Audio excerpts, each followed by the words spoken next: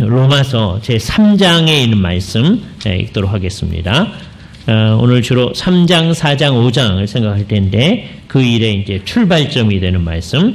로마서 제3장 24절부터 27절까지 있는 말씀을 읽겠습니다.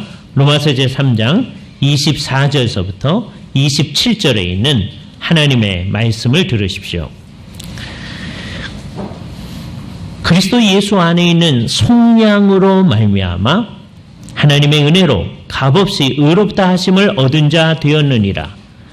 이 예수를 하나님이 그의 피로써 믿음으로 말미암는 화목 제물로 세우셨으니 이는 하나님께서 길이 참으시는 중에 전에 지은 죄를 간과하심에 대하여 자신의 의로우심을 나타내려 하심이니 곧 이때에 자기의 의로우심을 나타내사 자기도 의로우시며 또한 예수 믿는 자를 의롭다 하려 하심이니라.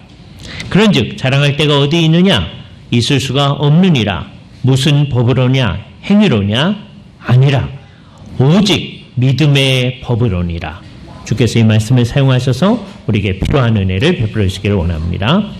큰 찬송 90쪽에 있는 우리가 오래간만에 대요리 문답 생각을 합니다. 대요리 문답은 우리의 믿고 있는 바를 정말 잘 요약해 주고 있는 말씀인데요. 특별히 오늘부터 우리가 시작하려고 하는 것은 지난번과 연관해서 재미있는 것인데, 지난번에 뭐에 대해서 얘기하기를 이제 시작을 했었느냐 하면, 눈에 보이지 않는 교회에 속해 있는 성도들은 그리스도에 의해서 어떤 특별한 유익을 얻습니까? 그런 이제 질문이 65문이에요. 이게 이제 앞으로 나타날 상당히 많은 것을 지배하는 질문인데, 우리는 다 눈에 보이지 아니하는 교회의 성도들, 지체들이라고 그랬어요. 눈에 보이지 아니하는 교회의 지체들은 반드시 눈에 보이는 교회로 나타나야 된다고 그랬죠. 이게 둘이 떨어져 있는 게 아니다라고 하는 것을 우리는 지난번에 강조했었습니다. 그러니까 눈에 보이지 않는 교회의 성도들이 그리스도 안에서 얻는 유익이 뭡니까? 라고 하는 건 결국은 눈에 보이지 않는 교회는 반드시 눈에 보이는 교회로 나타나니까, 결국 눈에 보이는 교회의 성도들이 그 사람이 이제 진짜로 믿는다면, 그게 이제 진짜로 그러면 그게 눈에 안 보이는 교회예요. 그죠? 그러니까 이게 함의가 뭐냐면, 어떤 사람은 눈에 보이는 교회에는 속해 있는데 눈에 안 보이는 교회는 안 속해 있을 수도 있다는 거죠. 어떻게 하면 그렇습니까? 진짜로 믿지 않으면, 죽을 때까지 진짜로 안 믿으면 이렇게 눈에 보이는 교회에 속해 있어서 세례도 받고 성찬도 하고 할 수 있는데, 그게 사실은 그렇게 한다면 계속해서 그렇게 있을 수가 없거든요. 세례를 제대로 생각하고 성찬을 제대로 생각한다면 내가 예수 그리스도를 진짜로 믿게끔 되는 거죠. 그렇죠? 그러니까 교회가 타락했을 때는 언제냐? 눈에 보이는 교회로 있는데 결국은 그 사람들 중에 대다수가 눈에 보이는 교회의 성도가 아니었을 때가 그게 타락한 교회인 거예요. 그 사람들은 그걸 모릅니다. 중세 말기의 교회, 천주교회, 그 대부분의 사람은 눈에 보이는 교회 안에 있어요. 근데 진짜로 예수를 믿진 않아요. 특히 오늘 가르치는 것과 관련해서 그게 분명히 드러나요. 그게 이제 안타까운 거죠. 그죠? 그거보다 더 심각한 때는 언제일까요? 그보다 더 심각한 때. 그건 언제냐? 눈에 보이는 교회의 성도들이 있지 않은 때예요. 요즘 유럽에서는 인구의 2%보다 더 적은 수가 눈에 보이는 교회에 속해 있습니다. 그죠? 옛날에는 인구의 99%가 눈에 보이는 교회에 속해 있었어요. 그 중에 이제 상당수가 가짜였죠. 그때도 심각한 문제지만, 눈에 보이는 교회에 사람들이 속해 있지 않을 때, 이게 심각한 거예요. 그죠? 그러니까 이 두 가지가 다 망할 징조입니다. 그러니까 진짜 이제 제대로 된 교회는 어떠해야 되죠? 눈에 보이는 교회가 이 땅 가운데서 제대로 그 모습을 잘 드러내는데, 사실은 그 대부분은, 아니면 그 전체가 다 눈에 안 보이는 교회의 지체들이어야 된다. 우리 마음속에 그런 마음이 있어야 됩니다. 그죠? 내가 눈에 안 보이는 교회의 성도로서, 눈에 안 보이는 교회의 성도는 어떻게 되냐? 이 눈에 안 보이는 교회를 이 세상에 눈에 보이는 형태로 나타내야 되거든요. 그죠? 그러니까 결과적으로 이제 같은 것이 되는데, 그러나 예수를 진짜로 믿지 않으면 교회에 속해 있으나 이 유익을 못 얻는 거니까. 그래서 질문이 이렇게 나오는 거예요. 눈에 안 보이는 교회의 성도 그 지체들이 그리스도로 말미암아 얻는 유익이 뭡니까? 라는 질문에 대해서 두 가지로 얘기를 합니다. 눈에 안 보이는 교회의 지체들은 그리스도에 의해서 은혜와 영광 가운데에서 그와의 하나됨과 교제를 얻게 되어집니다. 그리스도와 유니온, 하나 되어진다는 거죠. 그 다음에 커뮤니온, 재미있게 말장난을 하는 거예요. 우리는 그리스도 안에서 그리스도와 하나 되어져 있다. 그런데 하나가 된 사람들은 하나예요. 끝나지 아니하고 그 유니온을 계속해서 교제해 나가는 거로 표현하죠. 커뮤니온을 누리게 되어진다. 근데 그거를 두 상태에서 얻는 거예요. 하나는 은혜의 상태에서 그걸 누리고요.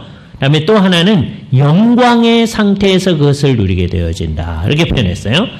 그래서 이게 이제 앞으로 모든 것을 규정하는 게 됩니다. 그래서 어떻게 되어지느냐? 그리스도와 함께 우리가 하나가 되어짐에 대해서 66문에서 68문까지가 얘기를 한 거예요. 우리는 그리스도와 하나가 되어졌다. 그런 다음에 그리스도하고 하나 되어 있기 때문에 첫 번째는 은혜 가운데에서 그와 교제하는 것, 커뮤니언 하는 것을 69문에서 81문까지 한참 길게 이제 얘기를 합니다. 이거 며칠 동안 우리가 공부를 할 거예요.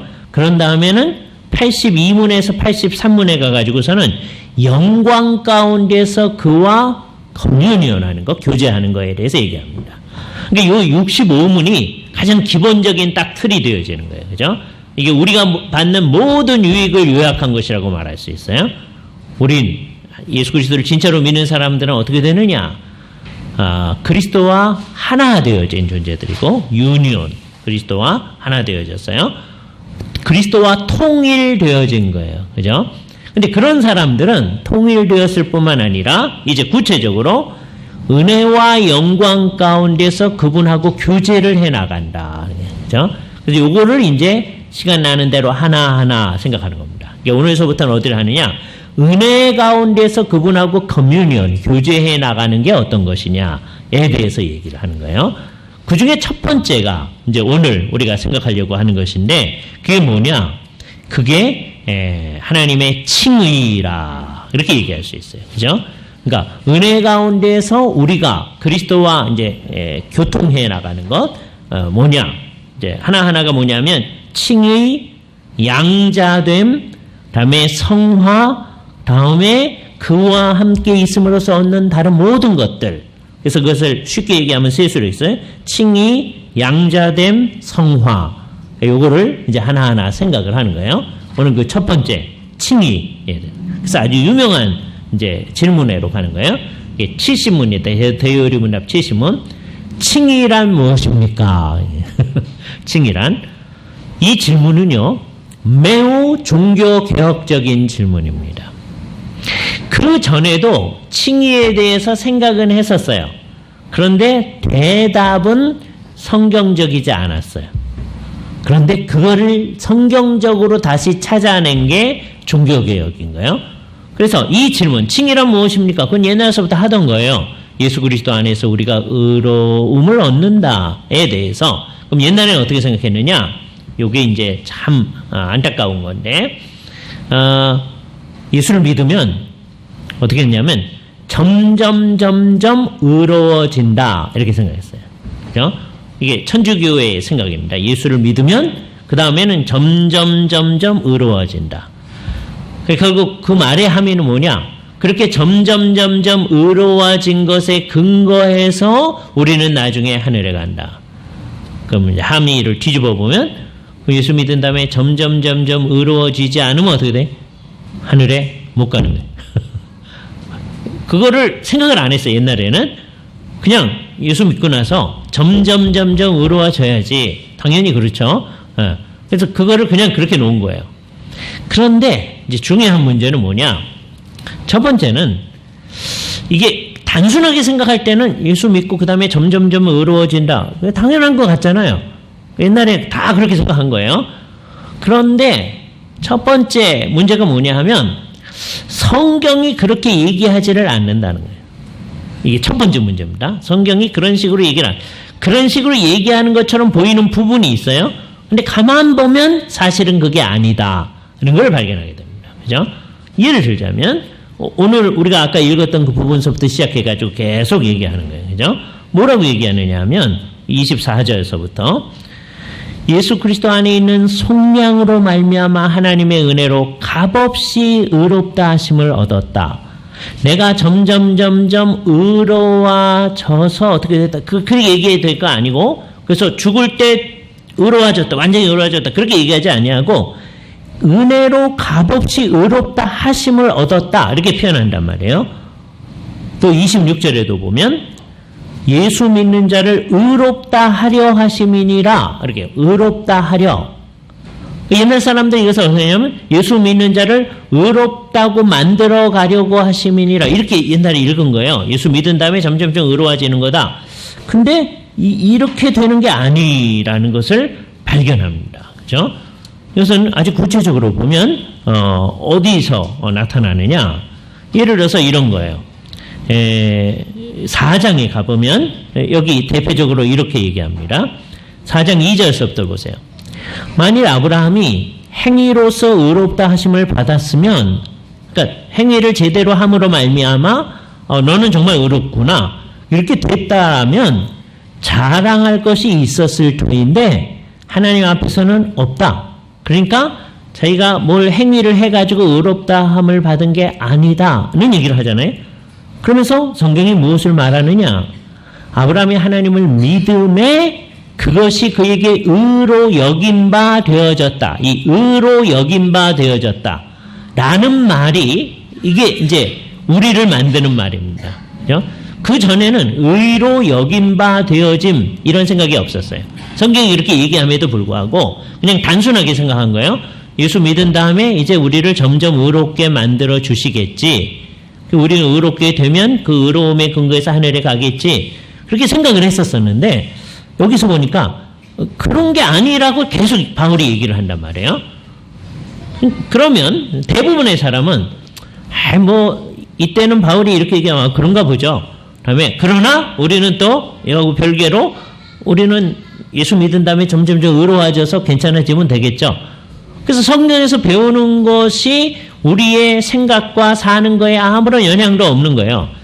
그러니까 어떻게 하느냐? 이걸 좋게 표현하면 여기서는 이거대로 은혜를 받고 저기서는 저거대로 은혜를 받고 그래서 다 좋은 거예요. 이 둘이 서로 모순된다고 생각도 안 하는 거예요. 이것도 좋고 저것도 좋다. 이게 나쁜 의미의 황희정승처럼 되는 거예요. 황희정승 이것도 옳고 저것도 옳다 그러잖아요. 그게 좋은 때도 있어요. 좋은 의미의 그 얘기가 할 수 있는데 그러지 아니하고 이거는 정말 구별을 해야 되는데도 그냥 이렇게 얘기할 때는 옳습니다. 그리고 또 우리가 믿은 다음에 점점 의로워져서 그것에 근거해서 됩니다. 그것도 옳다 그러고 그렇게 가려고 하는 거예요. 그죠? 예. 근데 여기 성경의 표현이 의로 여기심을 받는다 이렇게 얘기해요. 그죠? 그걸 또 다른 말로 구약을 인용해서 이렇게 얘기합니다. 4절 일하는 자에게는 그 싹을 은혜로 여기지 아니하고 보수로 여기거니와 그죠? 내가 회사에 나가서 일을 한다. 그래서 경리과에서 우리에게 이제 월말이 되면 돈을 준다. 그럴 때 그 경리과에서 우리한테 그냥 잘해주는 거죠. 그게 아니라 우리가 받아야 할 거를 받게 하는 거잖아요. 그렇죠? 그런 일을 한 사람에게는 그 싹을 은혜로 여기는 게 아니고 이거를 이제 우리가 돈을 받는 입장하고 돈을 주는 입장일 때 생각이 달라집니다. 돈을 받는 입장일 때는 내가 일했으니까 당연히 줘야지 이런 생각을 하죠. 그러다가 여러분이 회사를 운영해서 돈을 주는 입장이 되면 내가 이렇게 잘해줬는데 이렇게 바뀝니다. 근데 이게 원칙이에요. 그죠? 일을 하는 사람에게는 그냥 그건 당연히 줘야 할 보수다. 그러나 5절 이를 아니할지라도 경건치 아니한 자를 의롭다 하시는 이를 믿는 자에게는, 우리가 믿는 건 뭐예요? 경건치 아니한 자를 하나님이 의롭다고 하신다. 여기서 놀라야 되는 거예요. 오늘 아침에 우리가 우리한테 하나님의 제사장이다, 그 말에 놀라야 한다고 그랬잖아요. 그것처럼 이것도 경건하지 않은데 내가 어떻게 의로우냐, 놀라야 되는 거예요. 그러니까 이거는 내가 뭘 해가지고 얻는 게 아니라고 성경이 얘기한단 말이에요. 그죠? 그래서 6절, 일한 것이 없이 하나님께 의로 여기심을 받는 사람의 복에 대하여 이미 다윗이 얘기한 바가 있었다는 거예요. 뭐라고 얘기했느냐? 불법이 사함을 받고 용서함이에요. 여기서 이제 칭의의 한 측면이 드러나는 게, 칭의의 한 측면은 뭐냐? 용서받는 거예요. 다음에 죄가 가리워짐을 받는 자들은 복이 있다. 죄가 있는데 없는 것처럼 여겨주시는 그 사람들은 복이 있다. 주께서 그 죄를 인정하지 아니할 사람은 복이 있다 라고 이미 얘기했다는 거예요. 만일에 우리가 이제 아주 공정한 사람이 돼서, 인간은 내가 잘못하면 달게 벌을 받겠습니다. 그런데 내가 잘한 거에 대해서는 상을 받겠습니다. 이 세상이 공정한 사람이죠. 그죠? 그게 인간적인 수준에서 얘기를 한다면 그게 옳죠. 하나님 앞에서 내가 잘못하면 달게 벌을 받고, 그 다음에 하나님 앞에서 공로를 세우면 하나님께서 나한테 잘해줘야 되잖아요. 그죠? 그런데 이 기준이 이제 하나님의 기준이 되면 이게 무시무시한 기준이 되는 거예요. 그죠? 이 세상에 자기가 한만 열심히 잘했다고 한 사람도 하나님의 그 기준에서 너는 괜찮다, 그런 사람이 있어요? 아무도 없다 하는 것을 우리는 생각을 하게 되는 거죠. 그죠? 그러니까 내가 인간적 의미에서 아주 바르고 공명정대한 사람이 돼서 내가 잘못하면 잘못한 그 벌을 달게 받겠습니다. 그게 얼마나 무서운 걸 우리 모르는 거예요. 우리는 잘못하지 않았고 잘못보다는 잘한 게 더 많아서 괜찮겠게, 이렇게 생각하는 거예요. 근데 그렇지가 않다는 거죠. 그렇지 않고 이 세상에는 사람이 암만 노력을 해도 그 노력한 것 가지고 하나님 앞에서 스스로 이건 괜찮다, 너는 의롭다, 그럴 수 있는 사람이 아무도 없다는 거예요. 그래서 로마서는 주로 뭐 중심으로 얘기하냐면, 이 출발점에 있어서 자기가 노력을 해가지고서는 뭐 할 수 있는 사람이 아무도 없다는 것을 로마서가 아주 분명히 합니다. 그죠? 물론 이제 다른 것도 여기 포함되어 있어요. 그럼 어떻게 되느냐? 우리는 어떻게 되느냐? 아까 얘기한 것이 3절, 4장 3절에 의로 여긴 바 되어졌다, 그 얘기를 해요. 의로, 하나님이 의로하고 여겼다. 이런 의미의 용법을 잘 보여주는 게 예수님께서 드신 비유 가운데 나타난 겁니다. 예수님의 비유 가운데 예수님께서 성전에서 능히 일어남직한 한 비유를 하나 들으셨어요. 그리고 실제로 그런 일이 성전 가운데 일어났을 겁니다. 성전에 세리가 왔어요. 이거는 구약을 배경으로 하는 거예요. 그래서 세리는 자기도 알고 남도 알고 다 죄인이에요. 그렇죠? 그래서 하늘을 향하여 감히 눈을 들지도 못하고, 그 사람은 성전에 오면 안 될 것 같은 사람인 거예요. 근데 왔어요. 그래서 하늘을 향해 감히 눈을 들지 못하고 가슴을 치면서 죄인입니다, 용서하여 주시옵소서, 그러고 있는 거예요. 그죠? 그런데 그러고 있는데, 그러니까 저 뒤에서 세리가 그러고 있겠죠? 그러고 있는데 그 성전에 바리새인이 들어온 거예요. 이 사람이 기도를 합니다. 뭐라고 기도해요? 나는 저 세리와 같지 아니함을 감사옵나이다. 이런 기도는 아주 상당히 많이 유대인의 기도 가운데 있었던 거예요. 예를 들어서 나를, 바리새인들이 주로 남자니까 세리와 뭐 그와 비슷한 사람들, 또는 여자로 태어나지 않게 해주신 것에 대해서 감사함. 옛날에 그런 식으로 기도. 얼마나 이상한 기도예요. 그렇죠? 예. 실제로 그런 기도가 있는 거예요. 예. 그리고 일에 몇 번씩 금식할 수 있게 해주셔서 감사합니다. 진짜 감사한 거죠, 그 사람. 그런데 자기가 열심히 하는 거에 대해서 어떤 의미를 자꾸 부여하는 거잖아요. 그죠? 나는 모든 것에 대한 11조를 주 앞에 할 수 있는 거에 대해서 감사합니다. 잘하는 건데 그거에 무슨 의미를 자꾸 부여하고 있는 거예요. 그죠? 그거를 예수님께서 딱 이제 비유로 드신 다음에 그 다음에 질문이 중요한데 이 두 사람 가운데 누가 의롭다 하심을 받고 집으로 갔겠느냐? 의롭다 하심을 받고 이게 말이 중요한 거예요. 그러니까 판단자가 누구냐? 하나님이시다는 것을 얘기해주고 하나님이 볼 때 누가 의롭다 하심을 받고 갔겠느냐? 인간적인 기준을 가지고 얘기하면 바리새인이 훨씬 의로운 거예요. 세리는 우리도 알고 자기도 아는데 의롭지 않은 거예요. 근데 여기 의롭다함을 얻는다, 의롭게 여기신다는 말에 새로운 기준이 나타난 거예요. 그래서 예수님께서는 회개하는 사람이 의롭다 하심을 받고 집으로 돌아갔다 이렇게 얘기를 해요. 죄인인데 그거를 아까 읽었던 말씀에 얘기하면 이를 아니할지라도 경건하지 아니한 자를 의롭다고 하신다. 어떻게 해서 그런 일이 발생했을까? 하나님이 뭘 하셨기 때문에. 거기서 이제 있는 게 칭의의 근거입니다. 우리를 어떻게 해서 의롭다고 하시는가? 그냥 하나님이 너는 그 마음이 괜찮으니까 내가 의롭다고 할게. 이렇게 되는 게 아니다. 그렇죠? 무슨 근거가 있다는 거예요. 그 근거가 뭐냐? 성경 전체를 가지고 얘기했을 때 아까 읽었던 말씀으로는 로마서 3장 24절에요. 그리스도 예수 안에 있는 속량으로 말미암아. 속량 그랬어요. 그죠? 예, 속량이라는 말은 풀어준다는 건데 풀어준다는 거예요. 뭐에서 풀어주냐면 죄로부터 풀어주는 거예요. 사람은 죄에 묶여져 있었었는데 그 죄로부터 풀어주는 일이 있게 되어졌다. 그게 어디서 일어났느냐? 그 다음 절에 얘기합니다. 이 예수를 하나님이 그의 피로써 믿음으로 말미암는 화목제물로 삼으셨다. 그의 피로 말미암는 화목제물. 그러니까 그의 피가 흘려져서 하나님의 진노한 마음을 무마시키는 제물이 되게 하셨다는 거예요. 예수 그리스도의 십자가에서 이루어 주신 일을 생각하며 바울이 얘기하는 거죠. 십자가에서 예수님은 우리의 죄에 대한 화목 제물이 되어 주셨다는 거예요. 그래서 예수님을 중심으로 생각하면 하나님은 값비싼 대가를 치르신 거예요. 그 자신의 생명을 우리에게 주신 겁니다. 그죠?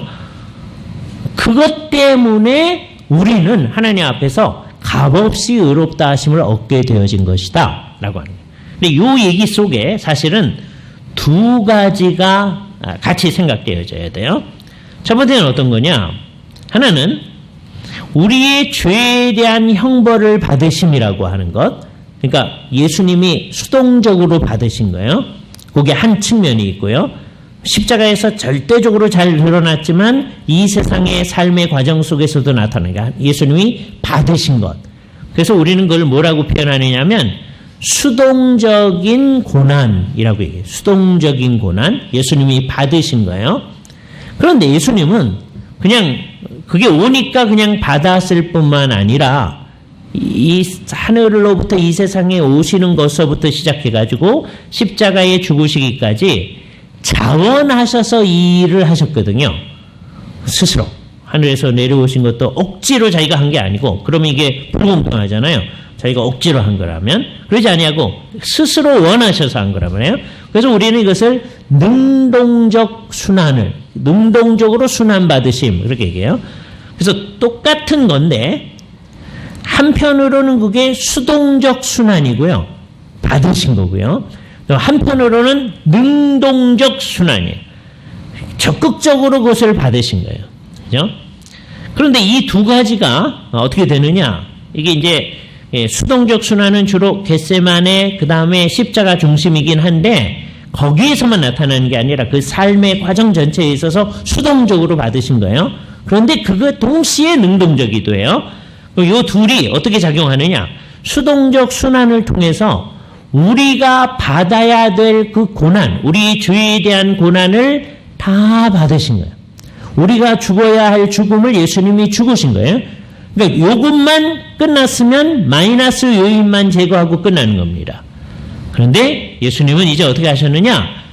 하나님 앞에 적극적으로 하나님의 법을 다 받으셨어요. 하나님의 법을 다 성취하셨어요. 그래서 맨 마지막에 십자가에서 다 이루었다 이렇게 얘기합니다. 하나님의 법을 다 이루신 거예요.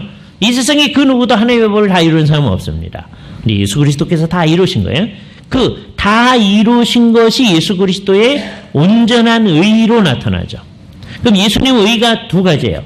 그분 워낙 가지고 있었던 의가 있겠죠.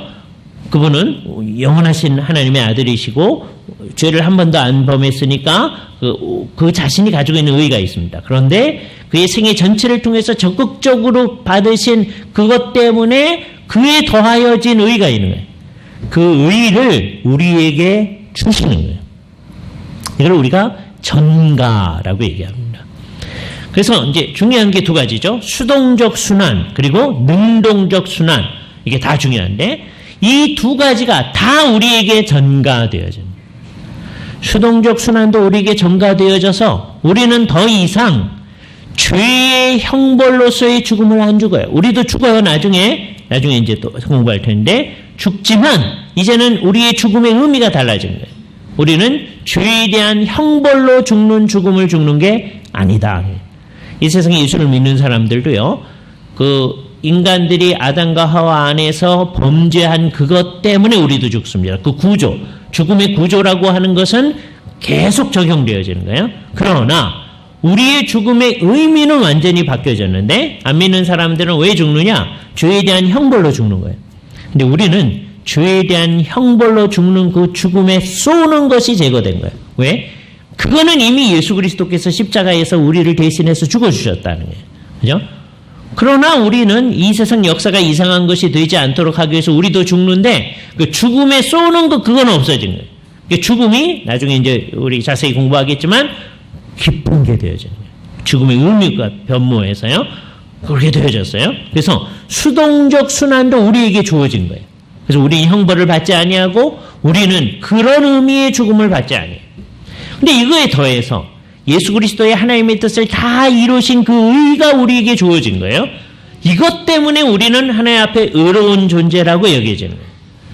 그래서 예수 그리스도로 옷 입어서 하나님께서는 우리를 의롭다고 선언하는 거예요. 이게 진짜다.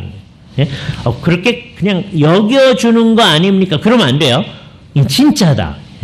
예수 그리스도의 의로 덧입어요. 그러니까 그런 일은 발생할 수 없지만 여러분이 옷 입고 있는 그리스도를 벗어내면 우리는 이제 정죄함을 받아서 지옥으로 갑니다.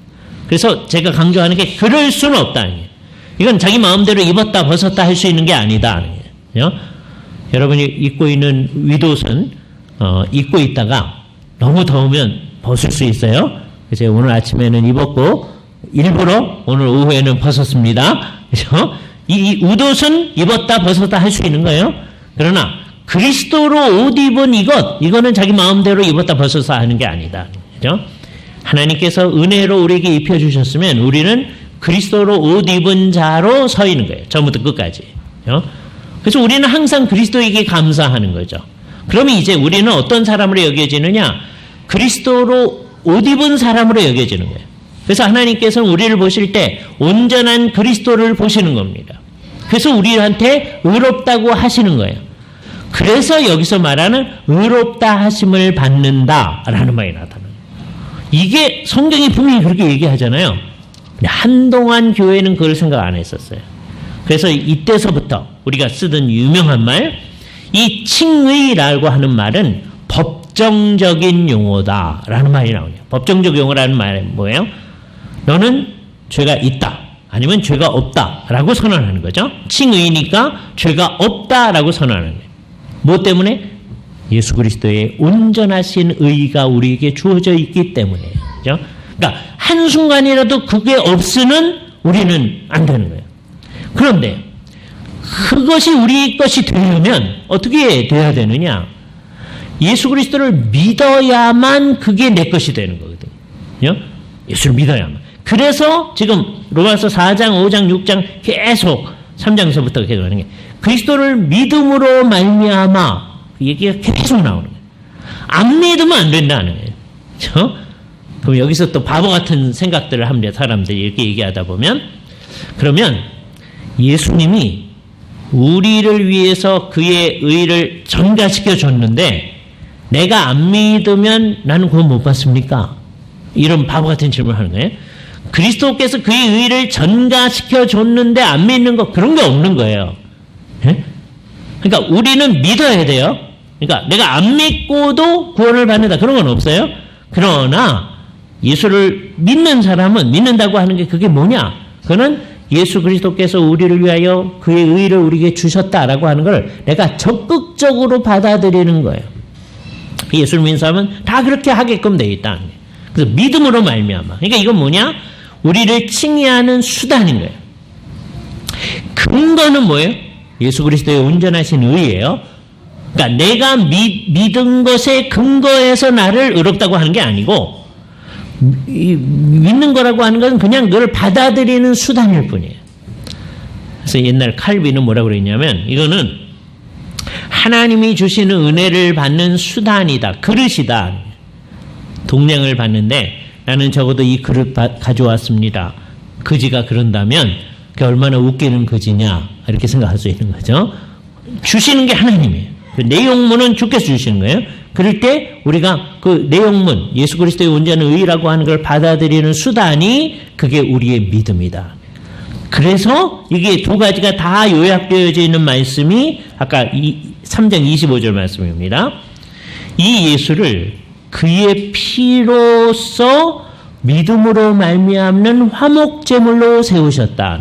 두 가지가 작용하는 게 예수 그리스도의 피로 작용하는 화목제물. 근데 뭐가 있어야 돼요? 믿음으로 말미암아. 그래서 하나는 근거고 예수 그리스도의 구속이라고 하는 게 근거고 이거 없으면 아무것도 안 일어나는 거예요. 근데 그것을 내 것으로 만드는 게 믿음이라는 거예요. 그러니까 믿지 않으면 아무것도 안 일어나는 겁니다. 이게 기독교죠.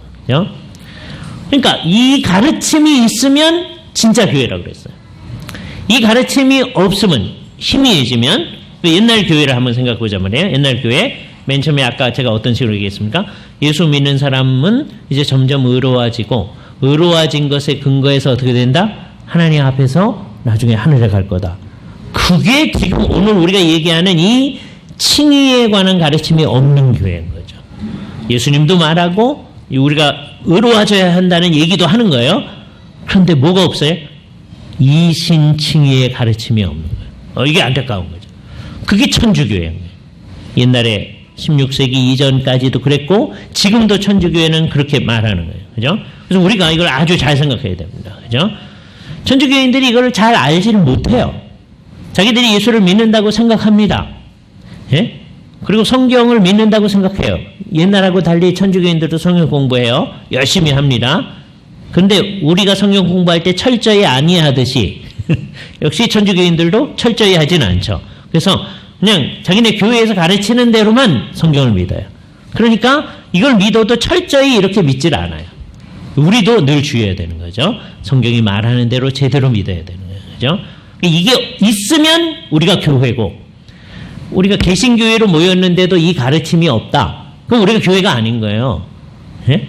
이걸 잘 생각을 해야 돼. 이게 교회가 아니면 이게 이단인 겁니다.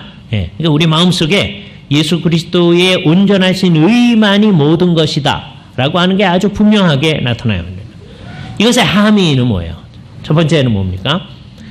우리는 믿음으로 말미암아 모든 게 예수 그리스도로 말미암아 다 된 거죠. 오직 그리스도, 오직 믿음, 그러니까 오직 은혜 그 얘기를 할 수밖에 없는 거죠. 근데 이 오직 그리스도, 오직 은혜, 오직 믿음 이 얘기를 다 어디서 배웠어요?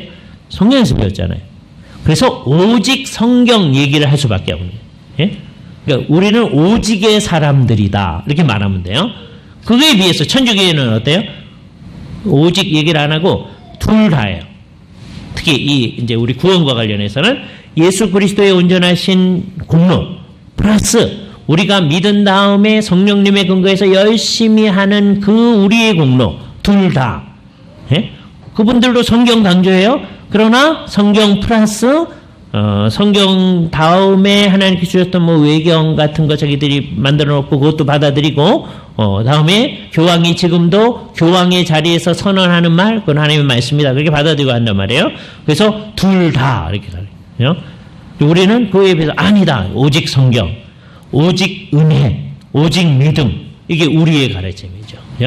첫 번째 생각해야 될 게 이 일에 있어서 아주 순수하게 가야 할 일, 이게 첫 번째 칭의와 관련해서 나타나야 될 것이고요. 두 번째는 이걸 정말 잘 생각하면 어떻게 될 수밖에 없느냐. 우리는 열심히 하되, 오해하면 열심히 이제 안 해도 되는 거죠. 그리스도가 다 했으니까. 그러나 그럴 수가 없는 거예요. 너무너무 감사해서 열심히 하되 열심히 하는 것 자체를 괜찮은 걸로 여기지 않는다는 게 이게 우리의 두 번째 특성이에요. 그런데 열심히 해요. 왜 그래요? 자기가 구원받기 위해서 열심히 해요? 아니에요. 그래서 나오는 우리의 삶의 모토가 뭐예요? 오직 하나님께만 영광을. 솔리 데오 글로리아. 그죠?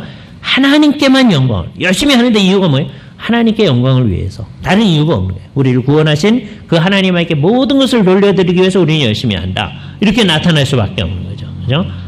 그러니까 우리는 정말 열심히 하되 자기가 하는 이 일에 대하여, 열심히 하는 일에 대해서 전혀 자랑을 하지 않아요.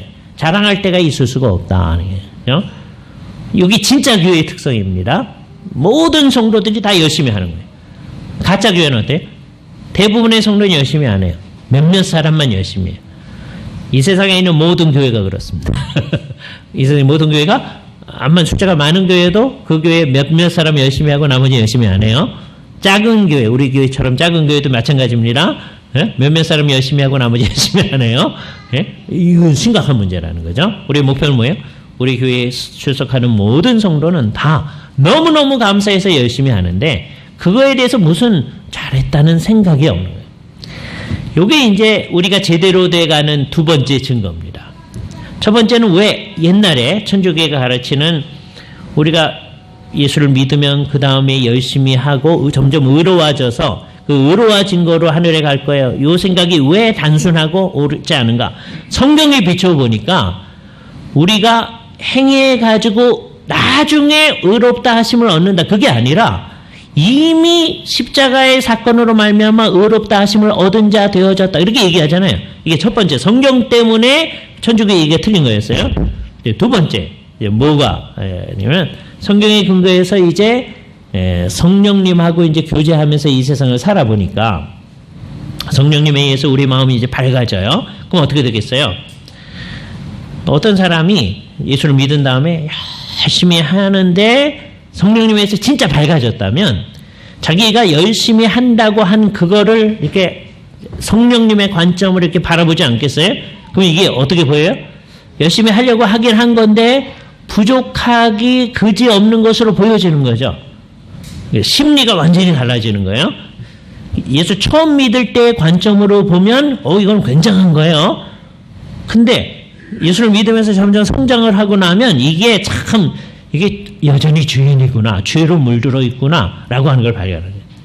그래서 우리의 경험이 우리로 하여금 우리는 예수 믿은 다음에 점점 의로워져서 그것에 근거해서 하늘에 가요. 그렇게 얘기할 수 없게 만드는 거예요. 이게 2차적인 거예요. 첫 번째는 뭐 때문에 칭이라고 하는 거는 내가 노력하는 거로 되는 게 아니에요. 성경의 가르침 때문에. 그죠? 두 번째는 성경에 근거해서 내 삶 전체를 바라봤을 때 전혀 열심히 안 해서 그거 아니고요. 예수 믿는 사람 다 열심히 해야 된다고 그랬어요. 우리는 한 번도 예수 믿으면 다 되니까 열심히 안 해도 됩니다. 그래 본 적이 한 번도 없습니다. 다 열심히 하자고 그랬죠. 그러나 열심히 한 그것이 하나님의 불꽃 같은 눈동자로 바라볼 때 어떤 거예요? 이게 문제가 많다는 것을 성숙하면 성숙할수록 알게 되죠. 근데 내가 볼 때도 참 괜찮은데 이게 벌써 뭘 얘기해 주는 거죠? 내가 성숙하지 않다고 하는 걸 얘기해 주는 거죠. 그러니까 성숙한 사람의 시각에서 보면 자기가 한다고 하는 거 이거는 정말 안 되는 거다. 그죠? 그래서 나는 부족합니다. 어떻게 하면 더 할 수 있을까? 뭐 이렇게 되는 거예요. 다른 사람들이 그걸 볼 때는 당신 그만하면 괜찮은데 이렇게 되는 거예요. 이게 누구의 모습이었어요? 루터의 모습이었어요. 그죠? 루터가 아직 천주교인일 때 정말 교회 사는 대로 열심히 하는 거예요. 열심히 하면서 천주교에서 가르치는 바에 의하면 그만하면 괜찮다. 요걸 좀 더만 하면, 그래서 이제 방식이 뭐냐 하면 괜찮은데 더 열심히 해라. 그게 인간적으로 보면 효과적이잖아요. 그래서 사람들이 그래야 잘하거든요. 여러분 애들 어떻게 해야 공부 열심히 해요? 잘한다 그런 다음에 조금만 더 잘하다 그래야 하잖아요. 예? 그런데 성경에 의하면 잘했는데 그게 아무것도 아니야. 그 우리를 낙심시키는 것 같잖아요. 루터는 맨날 그런 거예요. 하나님의 그 관점에서 자기를 볼 때 정말 나는 죽일 죄인입니다. 를 발견하는 거죠. 그죠? 그런데 그게 옳은 거라는 거예요. 그죠? 그래서 우리는 그 우리의 경험에 근거해서 이 성경의 가르침이 옳다는 걸 확인하게 되는 거예요. 우리의 노력으로, 율법을 행함으로 우리가 의롭다 하심을 받지 못하는군요. 하는 것을 확인하게 되는 거예요. 그러니까 이거 조심하지 않으면 잘못됩니다. 왜요? 이게 정말 성령님에 의해서 새로워진 경험이 아니면 아무도 이렇게 말할 사람이 없거든요. 왜냐하면 대개 사람들의 경험은 어떤 거냐면 자기가 이렇게 종교적 어떤 경험을 한 다음에 이건 굉장하다. 이게 내가 점점 여기서 좀만 노력하면 더 괜찮아지겠다. 이게 인간들의 생각이거든요. 그죠? 더 노력해서 우리가 성자가 되자. 그게 천주교의 생각이래요. 사람들을 격려해서. 그런데 그럴 수 없다고 하는 것을 우리는 성경에서 깨닫는 겁니다. 자, 그러면 우리는 이 가르침과 함께 교회가 서고 넘어진다라고 하는 루터의 입장을 우리가 잘 생각할 때 이 가르침 자체, 그게 뭐예요? 이게 뭐였어요? 이게 눈에 보이지 않는 교회가 그리스도와 더불어 하나가 되어 있을 뿐만 아니라 첫 번째 은혜 가운데에서 주님과 교제를 하는데 그의 첫 번째가 뭐예요?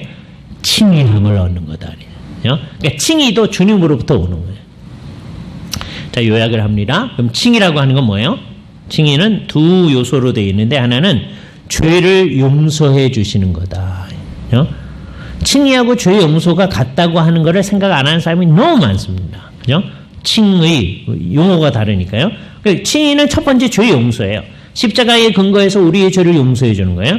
근데 그것만이 아니라 플러스 예수 그리스도의 온전한 의를 우리에게 주셔서 이를테면 우리의 저금 통장에 굉장한 것을 넣어주는 거예요. 그리스도의 온전한 의라고 하는 것을 넣어준 거예요.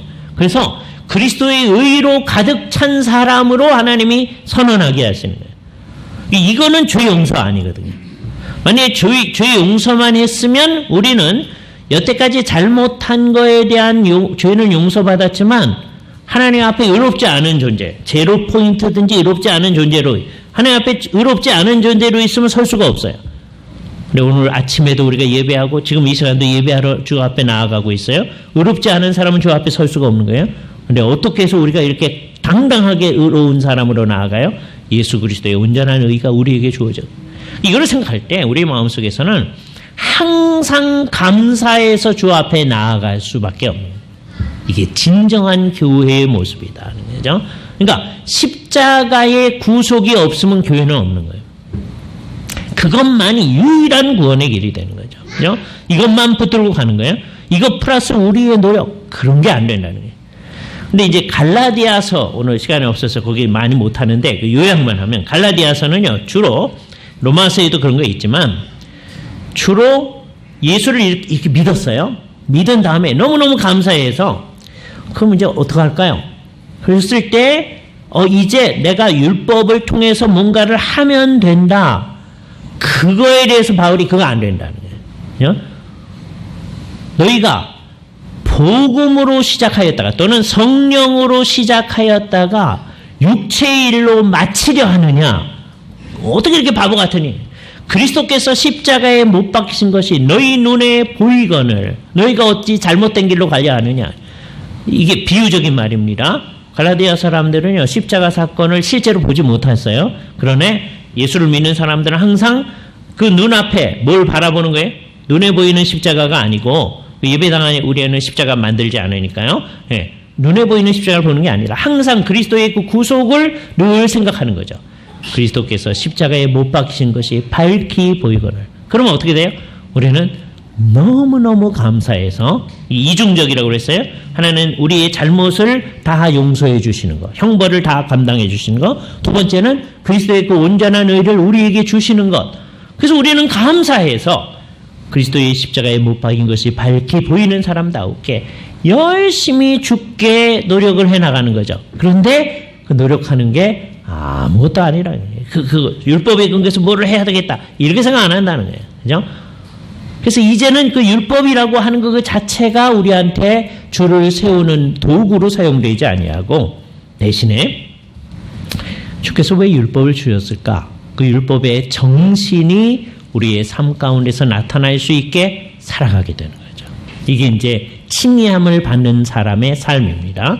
요거에 대해서는 이제 성화와 관련해서 우선 다음번에는 양자됨 생각을 할 거고요. 그 다음에 칭의와 관련한 얘기를 하도록 하겠습니다. 같이 기도하시죠.